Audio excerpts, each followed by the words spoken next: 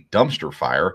And a lot of things going on in the NFL, including Ryan Tannehill refusing, or at least claiming, that it's not his job to mentor the quarterback behind him. We'll talk about that and more. That's what's cooking on today's Sports Stove Podcast. From Belly Up Sports and the Belly Up Podcast Network, you're listening to the Sports Stove Podcast with your host, Vince Stover. Hey, good looking, what you got cooking? How's about cooking something up to me?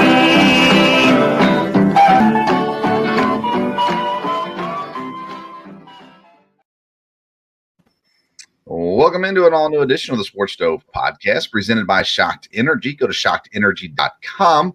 Get yourself a low-calorie, no-sugar energy drink and great flavors, watermelon and green apple. Again, you get those at shockedenergy.com. If you use the code STOVE, you get 10% off your purchase. So make sure you go today and get your Shocked Energy drink. Well, it's a new day as we coming to the end of a new week, and plenty of interesting things have gone on in the sports world throughout this week. I welcome in, as normally do on our Friday episodes, my dad, Dale Stover. Dad, how you doing? Doing good. Like you said, a lot of interesting stuff to talk about tonight. So, yeah, and it's interesting because it's not the normal stuff necessarily. A lot of additional stuff going on and things happening. Have you recovered from the NFL draft? Are you have you officially talked yourself into how great the Packers draft was? How you feeling about that still at the end of the week? Yeah, I get more and more positive every day. So I love to follow stuff, and of course with the internet now and Packers.com and a lot of other things, you can really kind of keep up on different things. And of course, they're going to be positive, but I love to see details about, these kids and the ones they're bringing in and the tryout players.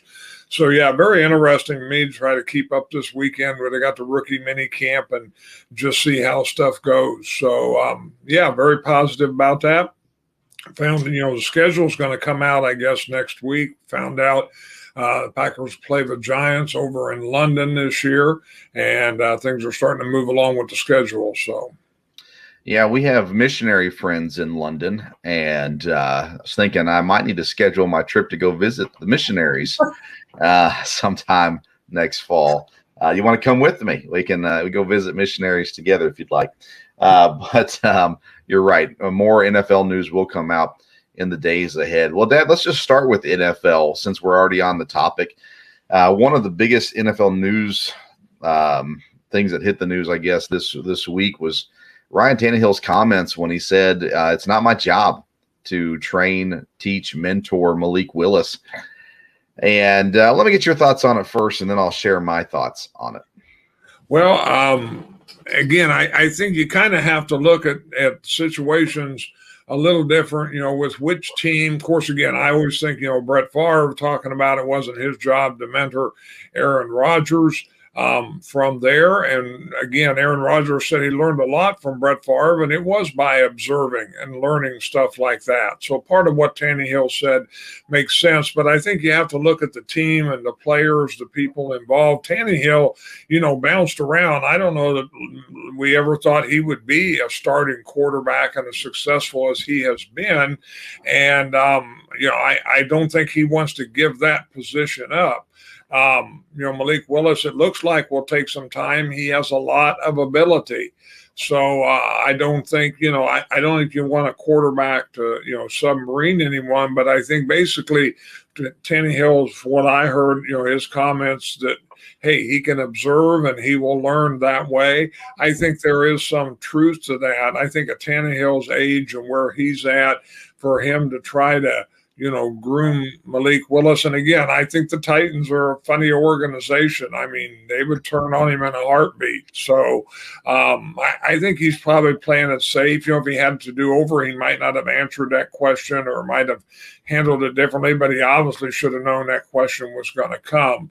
So, again, I don't think it's anybody's job to try to help somebody else take their job. There is certain teams where the quarterback's older and, he's established. There's not going to be any question, and he's going to help the next quarterback to come along.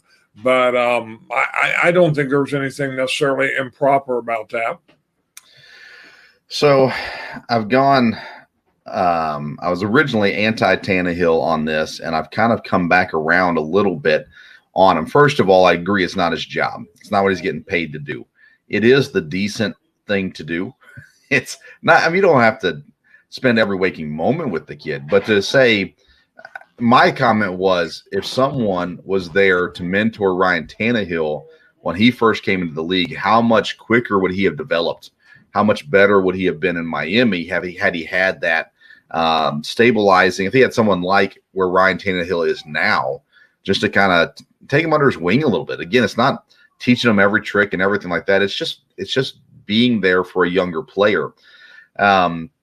I look at guys like Alex Smith, I think is probably the best example that I thought of so far. When Patrick Mahomes got drafted in Kansas City, I'm sure Alex Smith wasn't happy.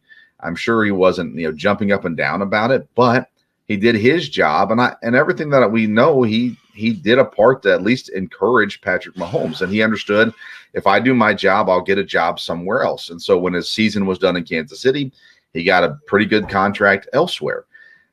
For me, that's kind of where I am with Tannehill. Is there's no reason why you can't mentor him. You're not getting, that's not your job, but it's just the right thing to do. And you have to think about, boy, if you were him, if you were Willis, what would you want?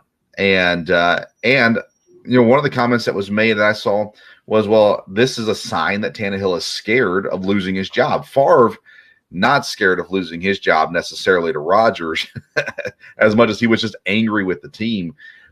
Maybe that's the same situation with Tannehill. Maybe he's not scared of Malik Willis.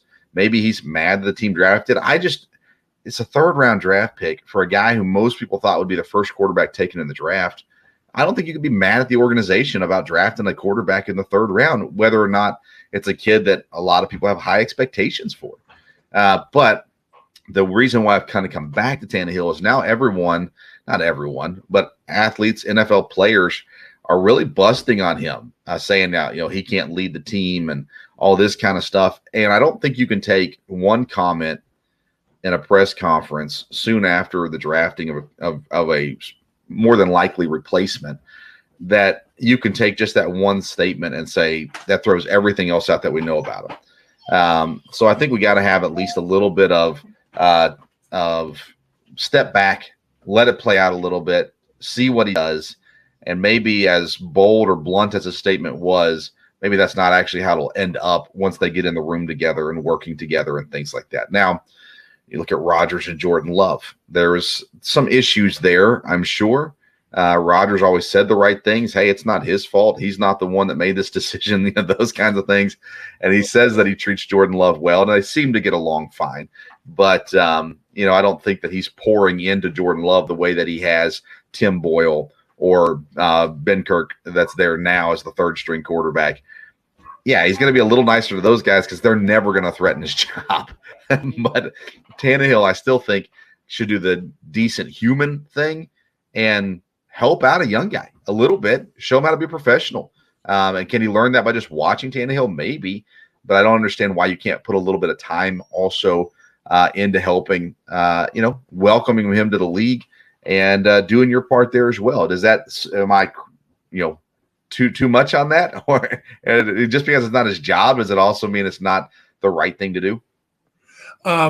Now, again, I think it kind of comes down to the personality of the players. And I think Tannehill always has seemed like he is a decent guy. And I think, like you said, before it's done, I don't think you'll see him, doing the wrong thing. I think, again, he should have known the question was coming, but I think for it to be asked the way that it was, it was hard. If he said, oh, yeah, I'm going to mentor him, then, okay, immediately you got to see things happening and stuff like that. So I think as long as he's not against them, and again, I think, it depends on personalities, not to get bogged down again, going back on Brett Favre. Brett Favre was always scared of losing his job. I think that's why he broke the record for consecutive games. He knew if he ever missed a game, that could be it. And there's two reasons for that. One, because Rodgers had potential. Two, that's how Brett Favre got his job. Right. Brett Favre was not ready to be a starting quarterback, and the other quarterback got hurt, and he never looked back. Yeah. And so he was always very concerned about that. I don't know that Tannehill is that way, but again, Tannehill's found him a spot here that he didn't find anywhere else. So I don't think he needs to relinquish it anywhere soon. And Willis is a guy with a lot of raw ability, a guy that could make things happen. He comes in and does things probably Tannehill cannot do. Then what happens? So, it'll be an interesting situation. But I think what was said, probably wasn't the right thing. Yeah, and of course, I've not been a huge Tannehill supporter, especially in recent years. I feel like he's overrated. I liked him when he got drafted. I liked him in Miami even, and I still like him to a degree now. I just think people overvalue him. I've kind of come to this comparison. You can give me your thoughts on this. I think his ceiling as a player is healthy Alex Smith. And I think that his floor as a player is Jay Cutler.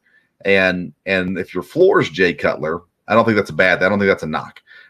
So that's where I see Tannehill. He's not a Aaron Rodgers. He's not a Russell Wilson. He's not the greats, but he has a good niche. He's found a good niche, and he plays good football. So that's why I think I've got him in that Alex Smith, Jay Cutler range as a quarterback, which is why he should be scared of Malik Willis eventually taking his job. But I don't think, from everything that we hear, Malik Willis is not ready to take his job this year. But it doesn't sound like Tannehill is excited about the idea of playing one more year in Tennessee and then Malik Willis taking over. So, and again, I don't blame him for that aspect of it. I just think that there's a better way, especially as a leader, as a quarterback, there's a better way to handle that question in a way that doesn't come off as I'm a jerk and I'm only in this for myself. As a quarterback, you have to be team centric, at least behind the podium. And so some people are going to say, well, he spoke the truth, so that's a good thing, maybe. But if he's my quarterback, if that's the way he's feeling, I want him to lie about it.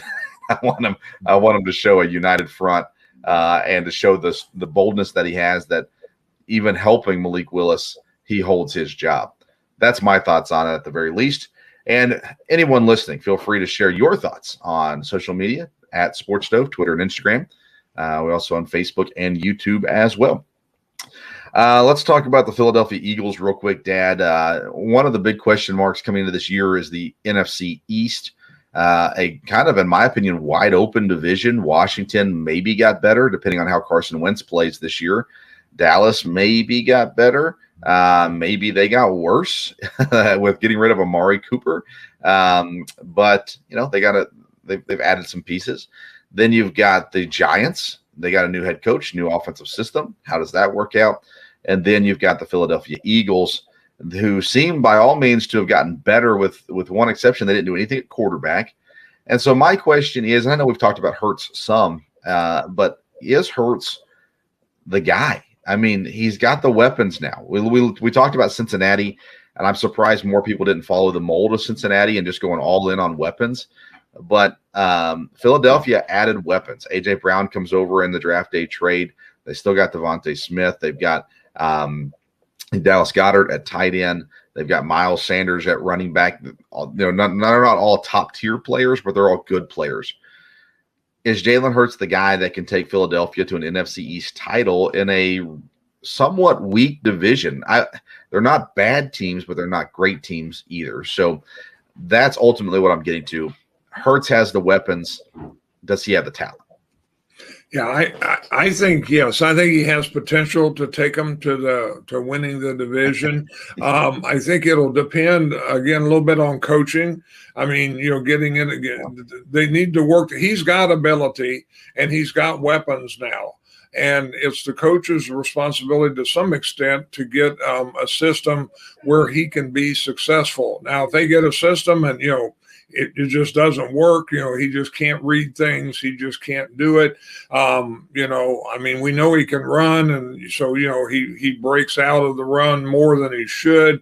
Then we can say that that won't work. And if it doesn't work in Philadelphia, he may have trouble hooking on somewhere else. But I think with the talent they have, they should be able to work a system. And again, the division they're in, they should be able to have success. I don't think there's any doubt about it.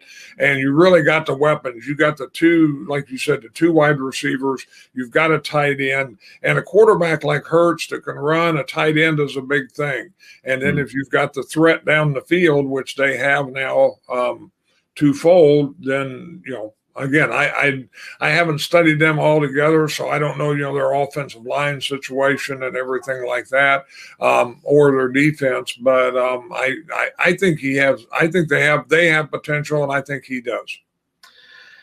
Yeah, in my opinion, it's a wide open division. Like I said, there's going to be a lot of unknowns in that division this year. We'll talk about that as we get closer to the season, of course. But Dallas seems to be the most stable, which is odd to say.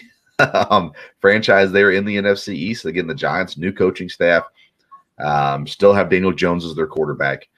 The Commanders, right? Yeah, the Commanders, they've got new quarterback in Carson Wentz. They've got some real talent as well.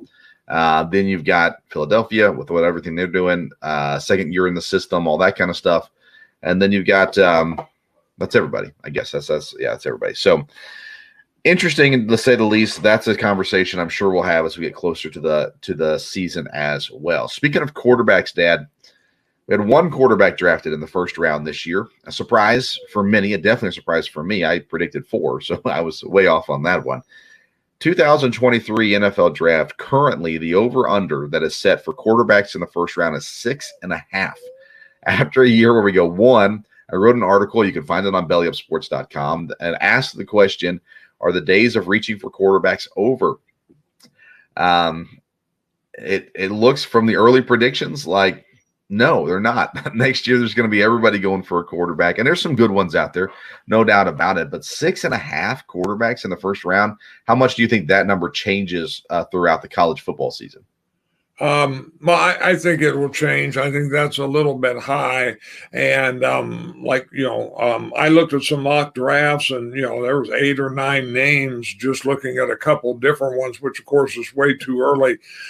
There are some teams that we feel like definitely were waiting this year to get their quarterback next year. And you don't know how quarterbacks are going to end up this year. We've talked about a couple. We just talked about one. With Jalen Hurts, and there's others there. Even some of the teams that maybe drafted a quarterback this year. How's that going to work depending on how these quarterbacks, and you never know how that's going to go in college, with injuries both in college or in the pros as far as people, needing a quarterback. But they are at big name programs, the ones I've seen so far. And there's going to be 1 or 2 quarterbacks from smaller schools that are going to rise when it comes to the combine and everything. It always is that way. But you've got some, teams in really big name programs here that are going to be high profile, that everyone's going to, some of them haven't achieved yet what they were expected to. If they do, then boy, there'll be a whole bunch of them available. But, we kind of have to wait and see, how the college thing shapes up. But early numbers there's a lot of guys that, people are really high on. Yeah, I'm looking at teams that could possibly draft a quarterback in the first round next year. Miami, if things go really bad with Tua. The Jets, if things go really bad with Zach Wilson. Don't see that happening, but maybe. I wouldn't think Pittsburgh. Baltimore, if things go like they did last year, possibly. Let's see here. Indianapolis, looking for a Matt Ryan replacement. Houston could definitely be in the market. Let's see here. Nobody in the West, probably. In the NFC East, you're looking at teams like Washington, Philadelphia, New York Giants would all possibly be in the hunt for that. In the NFC North, possibly Minnesota and Detroit. In the NFC South, Tampa Bay, New Orleans, Atlanta possibly, even though they got Ritter this year. Carolina definitely. And in the NFC West, the Rams. I don't think they have a first-round pick, so scratch that. I think Arizona has things settled down there. San Francisco's got Trey Lance. Seattle obviously would be in the hunt. So there's several teams there that could possibly, worst case scenario, 2, 3, 4, 5, 6, 7, 8, 9, 10, 11, 12, 13, 14 teams possibly next year that could be in the hunt for a for a quarterback in the first round. So 6.5 is an interesting number for sure. It'll be interesting. But again, we're a long way away from that.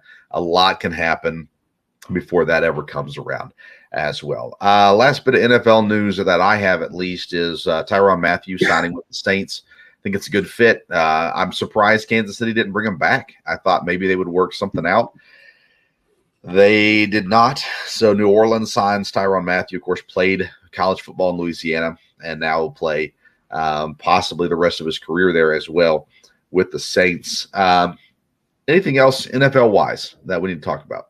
No, I mean, I think for right now, there's going to continue to be stuff coming up. We wonder if there'll be any other big moves this week. You've still got Baker Mayfield. You wonder what's going to happen with that.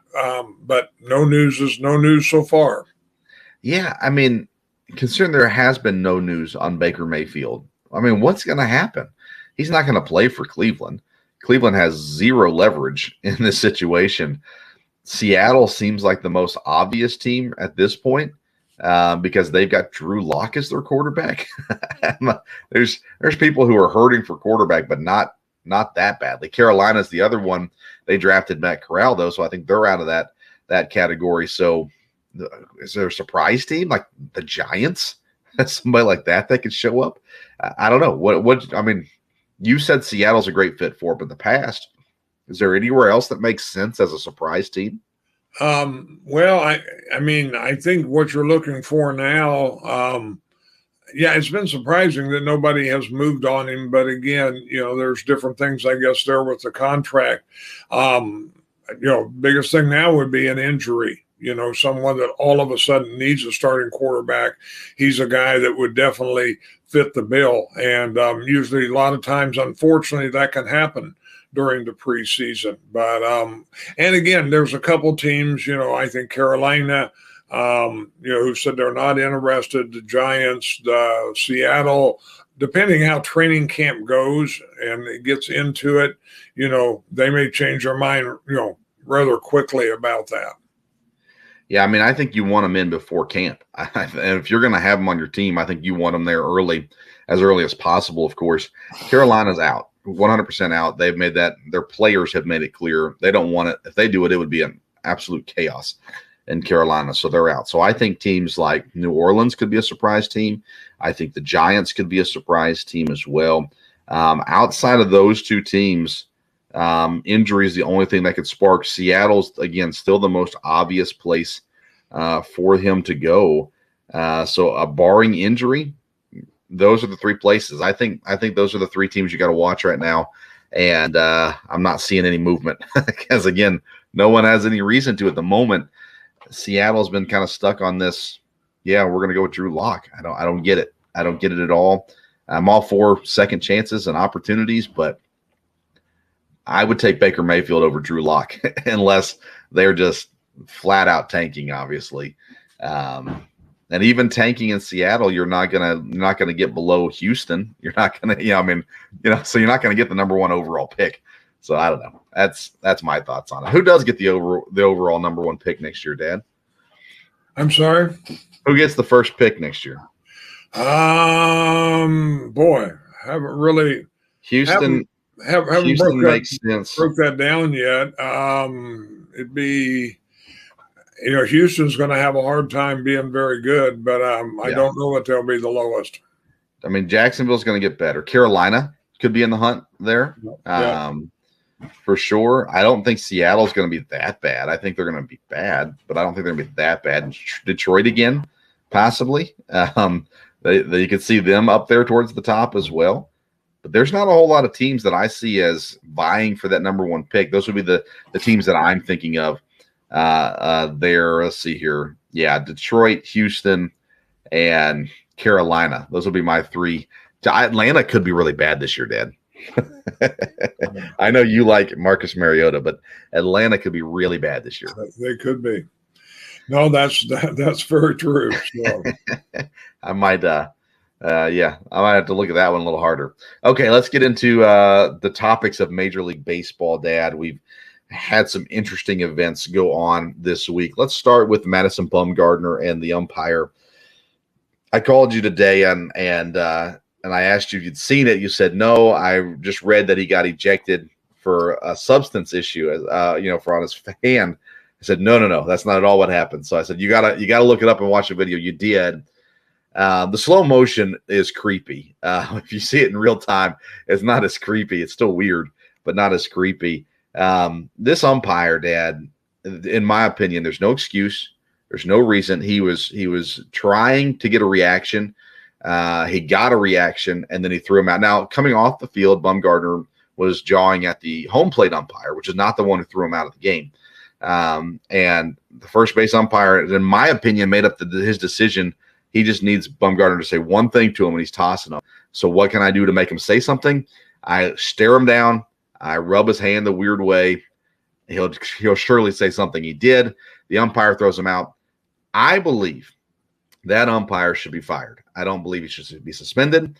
I don't believe he should be disciplined in any other way. I think he needs to be gone out of the game altogether. Maybe you could say put him down to AAA and he can earn his way back up. But I say get him out. There's no place for it. Completely wrong move here by the umpire. What are your thoughts after seeing it finally? No, after looking at it, I agree with you on that. There's really no place for that. I mean, it seemed like it was a very obvious deal where an official, was going after a player, and there's no spot for that. Maybe he was trying to defend the home plate umpire, but I mean, you don't need that. That's part of baseball. People yelling at umpires and things like that. And I'm not for swearing, but when you get reports of what was said, I don't think there was any reason to eject him, from the game. And I think it looks like that's definitely. I think you're right. It might have been premeditated. He knew he was going to do it, before he even approached him. Yeah, they showed in the same game the third base umpire checking the Mariners pitcher for substance, and the pitcher walked over, held his hand out. The umpire touched his fingers, and that was it. And they walked away. This one, Bumgarner puts out his hand. The umpire grabs it with both hands. He's staring him straight in the eyes, feeling his hands. And then again, once Bumgarner realizes, dude's staring me down, he says something to the effect, I've read multiple things, but what I heard Bumgarner said was basically, hey, if you're going to act like that, you need to go down to the minors. We're professionals up here. And then he got tossed. And then, of course, chaos broke as Bumgarner had to be held back. And I can understand his frustration with it all. And, we're not supposed to be pro-violence, but I mean, I had a hard time keeping my hands off in that situation as well. So it's interesting to see it. I don't know. I've not seen that anything's been done yet to the umpire, but like I said, he won't get fired, but he should be. There's just no place for it at all. And like you said, if he was in his mind defending the home plate umpire, I can appreciate that to a degree, but there's a line. You're getting paid to know where that line is, and you crossed it. And there has to be a consequence for it. Maybe the consequence, Dad, is the umpire should have to work Cincinnati Reds games for the rest of the season. There you go. That would be a cruel punishment. Let's talk about those Cincinnati Reds. They led 3-0 on Wednesday night and Thursday night against the Brewers. Lost Wednesday night 18-5, I think, 18-3, and 10-5. On Thursday night. This program, the Reds, they're just an absolute mess. And they've not torn it down completely, but they've torn it down enough where they're going to be really, really bad. They clearly aren't. The organization is not trying to win. The players are. The managers are. But the organization is not trying to win this year. And you're up there near it. I'm down here relatively close to it, too. Fans are pretty irate about how this season's going. Yes, yeah, they are, and it's really a totally different vibe up here because there's so many Reds fans. I mean, the Reds are just a big part of everything up here, and you just don't hear anything about it. You don't see the red paraphernalia like you did. It used to be when baseball season started. I mean, everybody had red stuff on, or red stuff on their car, and red things in front of their house, and you just don't, there's not that extent at all there. And so, again, I think the only way that this can pull out at all is, and I don't know that much about the Reds, the minor league system, if they get some young players start to come up, it looks like, boy, they're trying to develop something for the future, then maybe before the year is over. But I mean, I hear on the radio, you're trying to have big promotion about this going on this weekend and, this going on here. And I just don't know that anybody's buying into it or excited at all. You said that, that'd be very cruel for the umpire to have to do that. Maybe it'd be good. You wouldn't have to worry about getting heckled by the crowd a whole lot because there's probably not a whole lot of crowd there. Very true. Let me give you this information from Jeff Passan on Twitter. He says the Cincinnati Reds are now 3-22. They have scored a National League worst 79 runs. If they doubled that, it would still be fewer than the runs that they've allowed. 166 runs. Their 6.90 ERA is a full 2 runs worse than the next worst team. Not nice at all. This is tanking at its absolute ugliest, Jeff Passan says. So if they doubled their run total, they would still not be caught up with what they've allowed, 166 runs as well. So we saw it in the offseason, Dad, when they got rid of the pitchers. Sonny Gray was gone. Wade Miley was there last year. I think he's gone, right? And okay. Michael Lorenzen, who they had in the past, he's gone. They tore it down, but like I said, they didn't tear it completely down. Houston, when they tore it down, man, they tore everything apart. But here you still got Joey Votto. You still got a couple of guys hanging around. Just get rid of everybody that's over 25 and start fresh. At least that way your fans kind of know what's going on. But it didn't help that the team president had some words about moving the team earlier as well. And just everything has gone bad. And maybe the worst thing that happened to the Reds was the Cincinnati Bengals going to the Super Bowl, because now everybody has something else to talk about. In the past, they never had the Bengals to talk about. Now they do. And so it seems like the fans have kind of moved on from Cincinnati Reds, at least until next year. They'll give it another chance next year when it comes back around as well. Let's talk about baseball as a whole, though. Things that are still shaping up. You have the New York teams and the LA teams both off to really good starts. The Yankees and the Mets both leading their respective divisions. The Angels and the Dodgers leading their divisions. I want to talk about the Angels, though, Dad. They are currently 4.5 games up. 2 games up on Houston. Houston's made a little bit of a run here the last couple nights. They're on a 3-game win streak. But we talked about this before the season started in our Major League Baseball preview. The Angels are this team that has stars, yet they're not in the playoffs, and they've underachieved. And this year, at least the way it started off, looks like we're finally going to see Mike Trout. We're going to see Shohei Ohtani in the playoffs this year.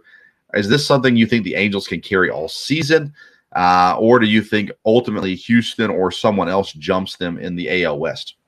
Well, again, they've got great players, so you would think there'd be a chance that they could keep, the momentum going. I'm sure everything is much more positive with the fans. And again, if they've got other players and other support, I know for Major League Baseball would be excited to have a team doing well there with those kind of players.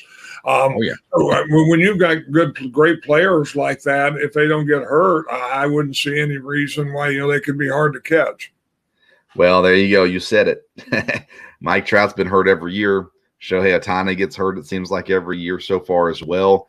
Can they stay healthy? If they get injured, how much will it affect them? If one guy gets hurt, can they maintain?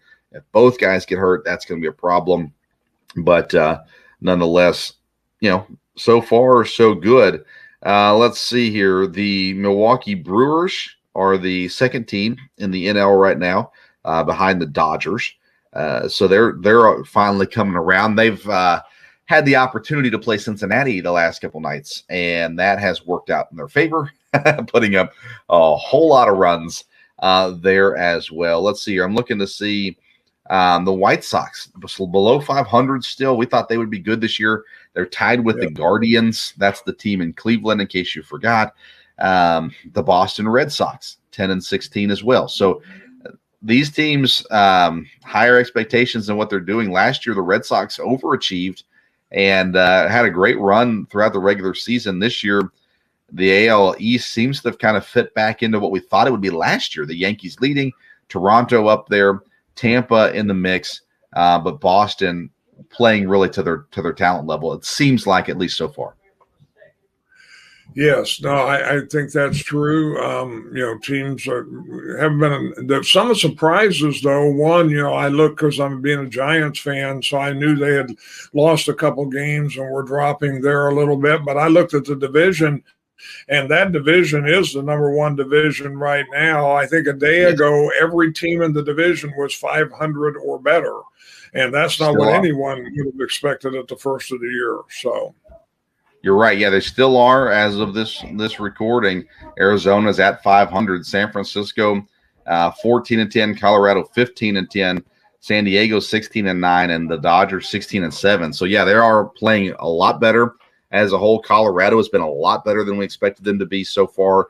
They've got Chris Bryant injured right now, so we'll see how long that lasts. But I still think eventually Colorado will come back down to earth. But I think the other three teams at the top should continue to be competitive the rest of the season.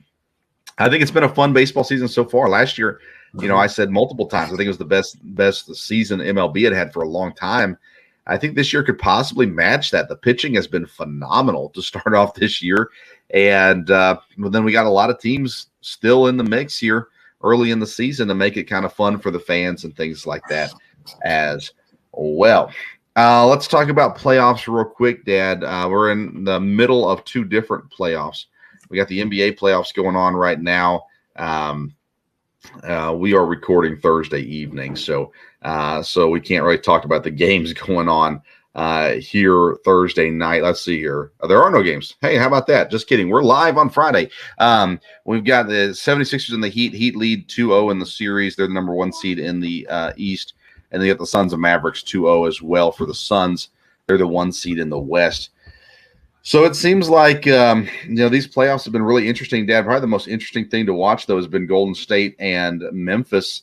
Just incredible series. Now there's some bad blood with the Dylan Brooks hard foul that broke Gary Payton's elbow and getting suspended after that foul as well. But so you add the excitement of John Morant and Steph Curry to now the excitement of added bad blood to the series. What do you think about these playoffs so far? You're a Celtics fan. They're tied 1-1 with the Bucks. Yes, it's been, like I said, I've kept up on it a lot more, kind of because of the podcast here and everything. And I have watched some, try to watch a little bit every night, and there's been some really good basketball. I mean, there's been, they're playing defense, see some great. I've seen some great passing and stuff like that, and enjoyed that. Again, it's a totally different game than what I'm used to because of the physicality and what's allowed from there. But it looks like these playoffs are going to be good. I think people are going to. I think whether your favorite team goes on or not, you're going to have you're going to end up with probably 4 good teams in the finals, and players that are fun to watch and potentially teams that are fun to watch. But yeah, adding some of the bad blood to it is probably, added to some of the playoffs too. Be interesting to see how well Memphis does if they can stay in this. Yeah. Yep. It'll be interesting to see for sure. I'll give you 60 seconds to talk the NHL playoffs. I've not watched a second of it. I keep up on what the Predators are doing. They're going to play a different goalie on Thursday night. But that game was over by the time most people hear this episode, so we can't talk a whole lot about that either. But anything that you want to share about the NHL playoffs?